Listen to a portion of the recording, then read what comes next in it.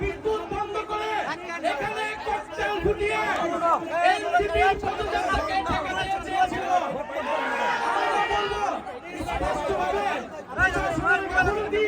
প্রশাসনের সহায়তায় আজকের এই পদযাত্রাকে বন্ধ করার জন্য এখানে ককটেল বিস্ফোরণ করা হয়েছে। এই সরকারকে, এই স্বরাষ্ট্রমন্ত্রীকে হুঁশিয়ার বলতে চাই, বলতে চাই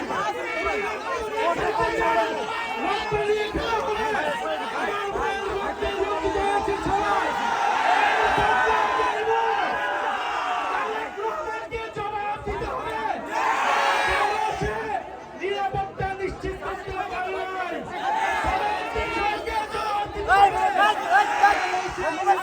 নিশ্চিত করতে পারে নাই। আপনারা ককটেল ফুটান, গুলি চালান, বোমাবাজি করুন, এনসিপির জুলাই পদযাত্রা চলমান থাকবে। প্রত্যেকটা উপজেলায় আমরা জুলাই পদযাত্রা নিয়ে যাব, জনমতের গণনায় বাস্তবায়ন করব, হত্যাকারীদের বিচার নিশ্চিত করব এবং সীমান্তের সুরক্ষা সহ তরুণদের কর্মসংস্থান সকল দাবি আমরা নিশ্চিত করব।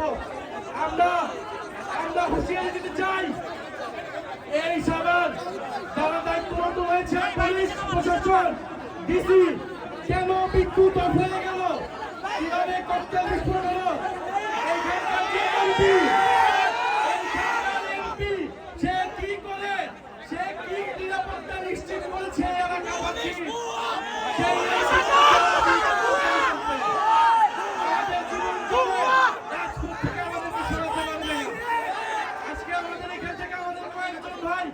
গুরুতর আহত হয়েছে। আমরা এর বিচার চাই, যদি দ্রুত সময়ের মধ্যে এই তদন্তের বিচার নিশ্চিত না করা হয়, তাহলে এখানকার স্থানীয় প্রশাসন এবং এমপি তাকে জবাবদিহিতার আওতায় আমরা এনসিপির পদযাত্রা চলমান থাকবে।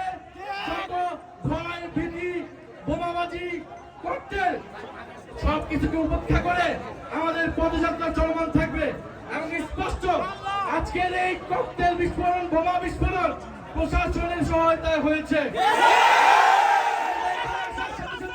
কেন বিদ্যুৎ বন্ধ করে দেওয়া হয়েছিল, বিদ্যুৎ বন্ধ করে দিয়েছিল, স্পষ্টভাবে আমাদেরকে খুন করার পরিকল্পনায় এখানে বোমা বিস্ফোরণ করা হয়েছে। বিচার চাই, কোন সন্ত্রাসীর ঠিকানা এই সাভারে হবে না। যারা গণহত্যাকারীদেরকে প্রশ্রয় দিবে, যারা সন্ত্রাস চাঁদাবাজি খুনিদেরকে প্রশ্রয় দিবে, যারা দুর্নীতিবাজকে প্রশ্রয় দিবে, তাদের পরিণতি ফ্যাসিস্ট আওয়ামী লীগের মতো হবে।